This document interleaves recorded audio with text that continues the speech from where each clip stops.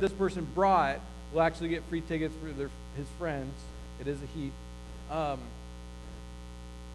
They can go to the race with him. Yep, And no charge. No charge. So they're going to get in free. And so would you give a big hand for Colton Dunnigan, who is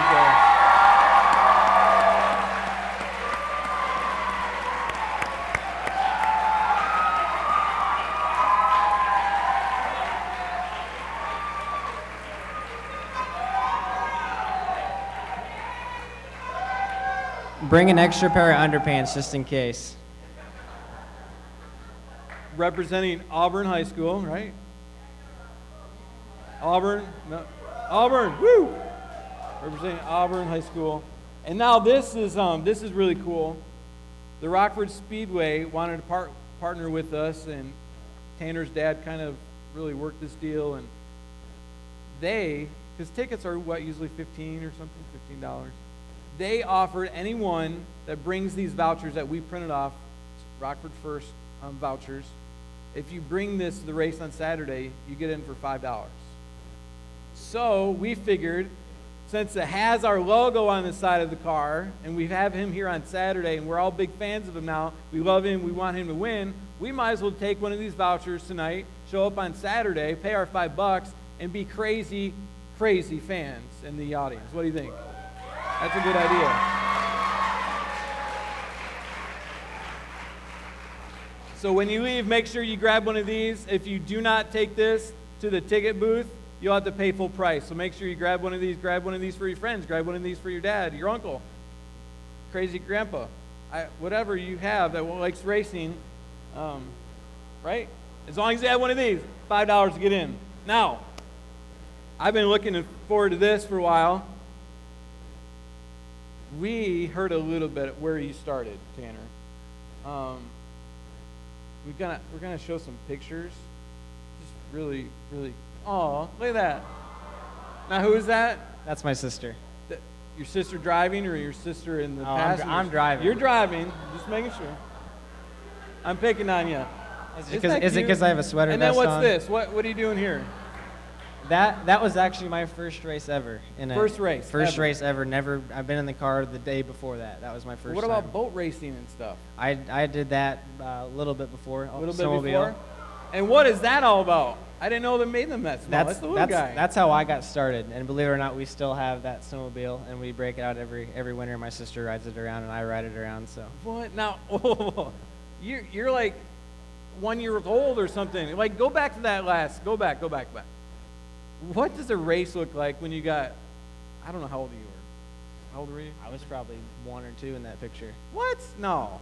Is that possible? Is that even illegal? 2 or 3. My mom's Can't parents go to jail for, like, seriously. What does a race look like? I mean, how do you keep from crashing into people if you're racing that young? Like, I didn't race the snowmobiles. We just kind of rode them around the house. Yeah, I mean, I hit a lot of stuff with those things because I wasn't strong enough to. I would assume you would. You just go straight, hit the gas, or. Well, the story my dad always says is that when I was little, that young, we would just go in a straight line, and he'd have to say 1, 2, 3, go, and then I'd take the throttle and take off and go, and then go maybe 50 feet and stop, and then he'd have to pick up the back and spin me around. And then, boring. And then the next year they got me one of those little Power Wheels Ninja 4-wheeler deals, and I rode that thing to pieces during the summer and during the spring. And that winter we brought it back out, and he was expecting me. He had to do the 1, 2, 3, go. And then whenever he said go, I could turn it, and I look up at him and catch me now, Daddy. And I took off and took around the barn, and I was gone. Like turn 2, here we come, baby. Yep. Did you like check your roost as your wire? That's just how it worked. Yeah. So you started young, like racing, speed was in your blood young. Started, what are those little cars? Oh, whoa, what's that all about? For I think it was my fifth birthday, we went, my parents got knew a pilot, and we went and flew. I flew an airplane at 5 years old. Shut your mouth. You serious? Yep. Wow. What was that like? It was fun. It was definitely fun. How long were you actually in control of an airplane that was in the air? I was in control for probably a good 5-10 minutes. I mean, the pilot was there next to me, obviously. But I mean, he said, "There you go," and I kind of didn't like jerk the joystick forward or anything. I Yeah. was just kind of Chilling. Yep. Yeah, I did that when I was 3. Whatever. I mean, yeah, you got a picture of it, but whatever. We got anything else? That's a cute picture, by the way. Now, what's that? Boat racing? Boat racing. That Nice. was my uniform for boat racing. Nice. And that was officially like you're taking other people out, boat racing. Like, I will win, you won't, kind of thing? I don't think I won any races just because they were like I was the youngest once again by probably like 5 or 6 years. Cool. So Very fun. Very fun. And I got to meet. You didn't tell me. I don't think you told me. I met this guy at the racetrack. We're doing those like little laps and like screaming, and Brody's wetting himself that day. We were on the track, and we meet this guy that used to be like your coach or trainer for boat racing. What was his name? yeah, his name was Duke, and he lives in Florida, and he just kind of Duke. Yep. Yeah, just some guy at the track. We did some research. Is that the same Duke? We Googled him. Did he get inducted in 2008? Boat Racing Hall of Fame? You could have told me that. Like, I'm standing right next to him. Like, hey, what's up, Duke? How you doing? Yeah, treat him. Boat Racing Hall of Fame. He didn't tell me that. Could have autographed something for me next time. Anyways, next time I'm standing next to someone that's in the Hall of Fame of anything, please tell me. Awesome. Guess I should get on with the interview here.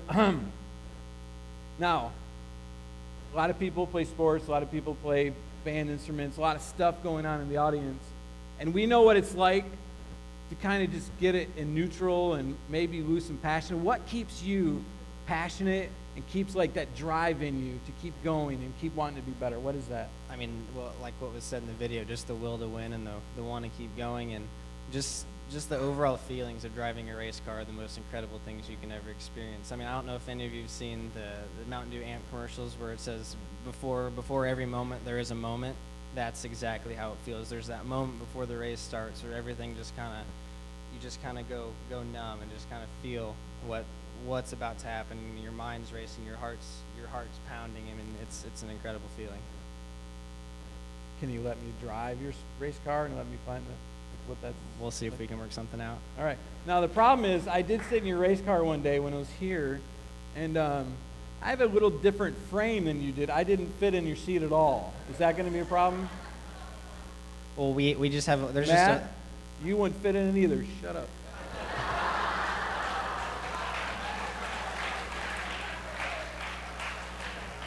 Well, there's just a foam pad that we can take out and you can sit in it fine. Right on. Take you up on that. Clean driving record. Never been in an accident. I've never been in an accident, no speeding tickets, no anything. That's the way it works. Drive good, you don't get caught, I mean, right? I know I'm not going to have the same thrills on the road as I am on the racetrack, so why try? I'm talking about. We saw a picture. Actually, we saw your car. Tell us about. There's something that was written on your dash. Tell us about that. My girlfriend actually wrote that with just a silver Sharpie on a piece of duct tape. It's Philippians 3:14. I press on towards the goal to win the prize for which God has called me, heavenward in Jesus Christ. And I mean, it's there. It's right in front of me. It's awesome. It's really cool.